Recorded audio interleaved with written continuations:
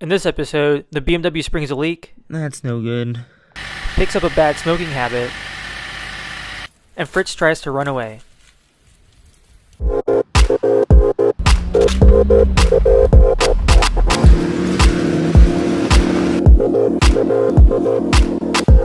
with that later. Race day. Breakfast of champions.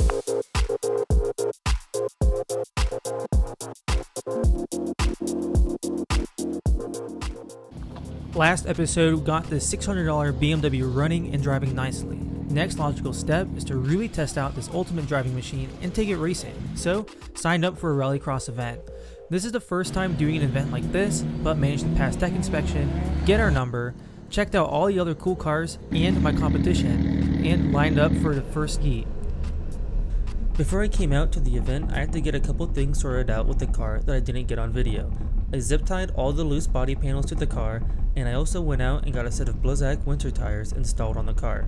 Reading on the forums, winter tires are generally a good all-around option for rallycross without buying dedicated rally tires.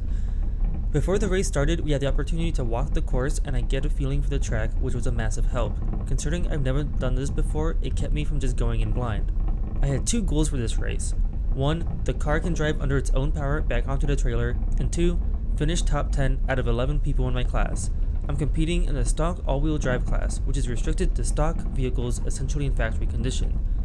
You're very limited in the types of modifications that you can do. This clip is from the first heat of the day, which was also my slowest time. The GoPro on the dash had stabilization on the whole time, which doesn't do it justice, which is how bumpy the course was.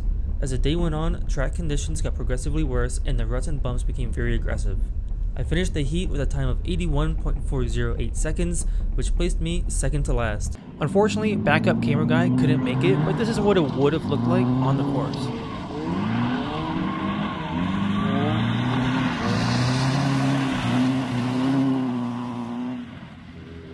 Alright, status update. Did the first heat. Went pretty smooth, went pretty well. Car is still in one piece and seems to work okay. There's a couple big bumps. Was kind of worried about those, but the front end's all still there. Did the first heat without traction control off, so this time I'm going to turn it off and we're going to see what kind of difference that makes. That's right, I forgot to turn off traction control in an off-road race that practically requires you to go a little sideways to help rotate the car around corners. I'm going to blame that for the rather slow initial lap. This second heat is also the only time that I hit a cone all day, where it was a 1 second penalty for knocking it down. Taking off traction control has already helped immensely. Coming out of the starting area, I already took 4 seconds off my previous lap time. By this second heat, I was starting to get more comfortable with how the car handled and also the track layout. One consequence of going faster in the subsequent heats is that I hit the bumps much harder. The BMW does not have a very high ground clearance to begin with, and the car was definitely bottoming out regularly. This has probably shortened the lifespan of the brand new front suspension that was installed last episode, but that's a future David problem. Being inside the car was not any better, as my helmet became a bump stop for my body against the roof of the car. I ended the second heat with a time of 73.339 seconds, which was 7 seconds faster than the first heat, even accounting for the 1 second cone penalty. This faster lap time was starting to take its toll on the BMW. Alright, status update for lap number 2. Went ahead and turned off traction control. Definitely a little bit more slippery. Was able to turn the car a little bit easier. Get it to rotate in a little bit. Fortunately, it seems like it hit a pretty big bump and now something got like knocked loose. And the car seems to be misfiring a little bit. Doesn't seem to be running as good as it was previously. Not sure what it could be. So just gonna try and slap the coils down maybe. Make sure they didn't get knocked loose. And go for heat number 3. Hopefully the engine holds up. Uh-oh, looks like we got some smoke going. Looks like our valve cover gasket is not having a good time. You can see it bubbling in there. Oh yeah, that's a good shot of that bubbling. Found out that the worm clamp after the mass airflow sensor was kind of loose, so I tightened that up. And I just made sure, took off this cover, and then made sure that all the coil packs are in place, so they are now. There was one that seemed maybe a little loose, So hopefully that was the misfiring issue and not something more intense. What do you think, Fritz? Is it going to survive the next heat? I think so. With Fritz's blessing, the BMW held up for the rest of the day. The quick fixes inside the pit did not make the car run any better, but it also didn't hurt anything, so it was neutral at best. For the afternoon session, they changed the layout of the course ever so slightly to go around the areas that were torn up in the morning session. The BMW tried one last time to scare me before the end of the day by having the service engine light come on, but I was unfazed by its plea for mercy and continued to pummel it on the course. With the car still running rough, I continued to push the pace and got faster after each heat. Unfortunately, this was not fast enough to reach first place. I had to settle for 7th. Overall, I'm really happy about the performance of the BMW at this event. This is definitely something I'd like to do again. Now that the day is over, it's time to go back home, check what we broke, and fix it. Nice and muddy. All the bumpers are still there. The zip tie job is holding it pretty well. That's holding up. Bumpers coming off though. We'll have to deal with that later. Overall, not bad. With the car back home, it's time to take the car off the trailer and quickly assess the damage. I took out the code reader to see what the check engine light was, and it turned out to be an evap system code, so not terrible. Next thing to do was to give the car a half decent cleaning. I took out the power washer and got rid of most of the dirt on the car, but I didn't bother hand washing it or getting too detailed, as it was getting cold outside and I couldn't feel my hands anymore.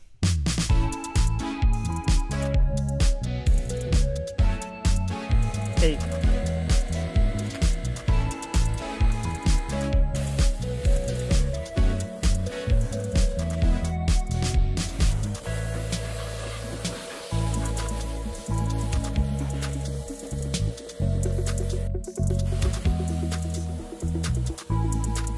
With most of the dirt gone from the outside of the car, it's time to start on the engine bay.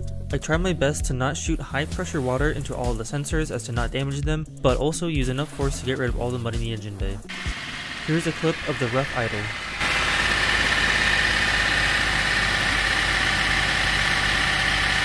Alright, the BMW is a little bit cleaner now, so I can work on it without getting too dirty. So first thing I'm going to do is I got some comments on the last video that something was wrong with the oil filter cap, so I went ahead and got a new one. And at the same time, I got a new main filter.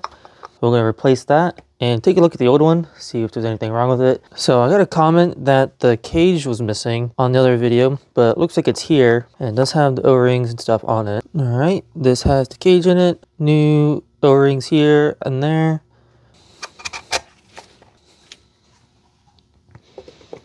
Next up, I have two new parts in my hand, and they are both O2 sensors. In the last video, I had two codes come up initially for the catalyst system, and they were for upstream sensors. After I cleared out the codes did not come back, but I think that is only because the engine did not finish going through all its test cycles to come up with these codes.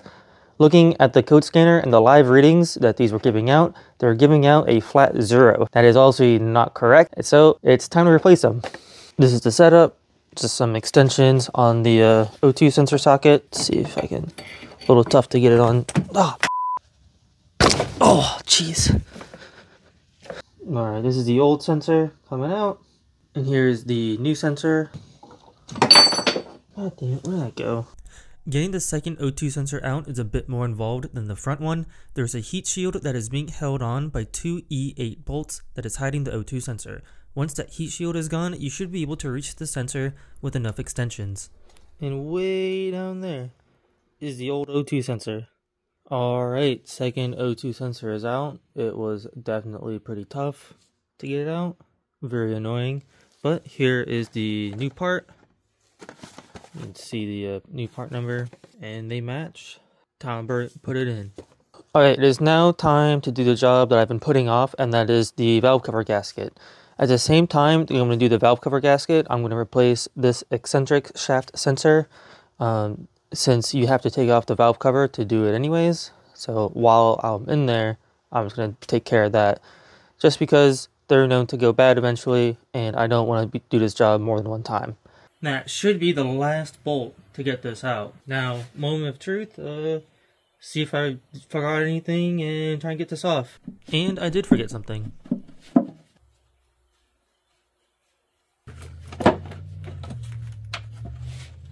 Alright, got the valve cover off. A little bit of a finagling around, but let's take a closer look inside of this engine. I already took off the old gaskets, but we can see the inside of the engine actually looks pretty clean. We don't have any like excessive wear on any of the cam lobes. Overall looks pretty clean, which is nice. Alright, with the valve cover off, we can go ahead and take off the eccentric shaft sensor.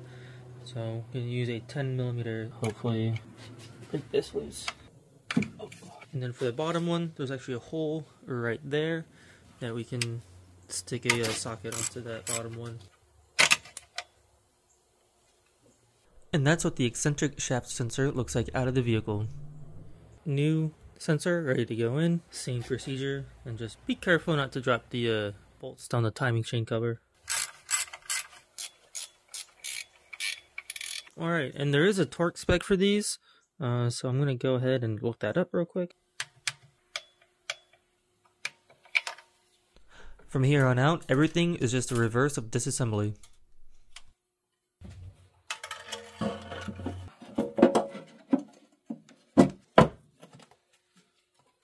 If you have the magnesium valve cover, then you need to use new hardware.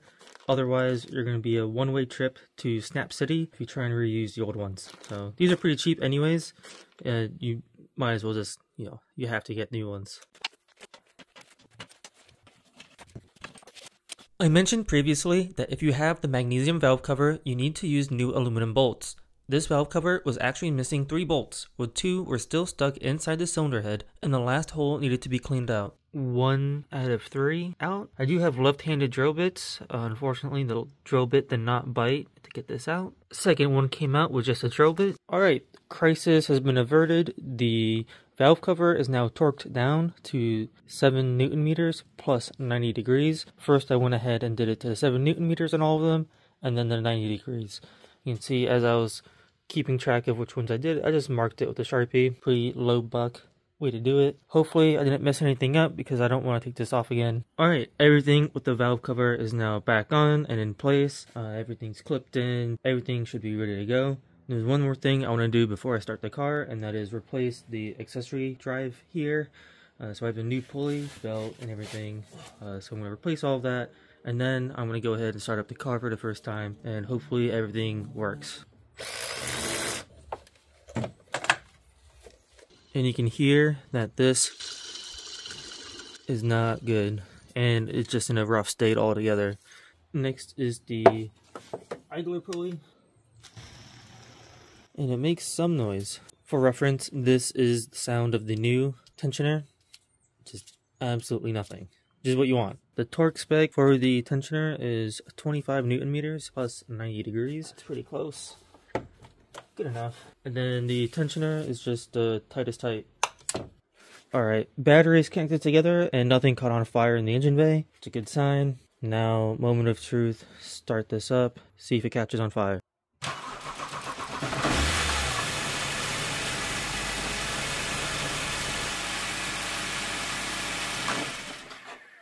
Okay, so the coolant light came on in the car, so let's go ahead and just check the coolant.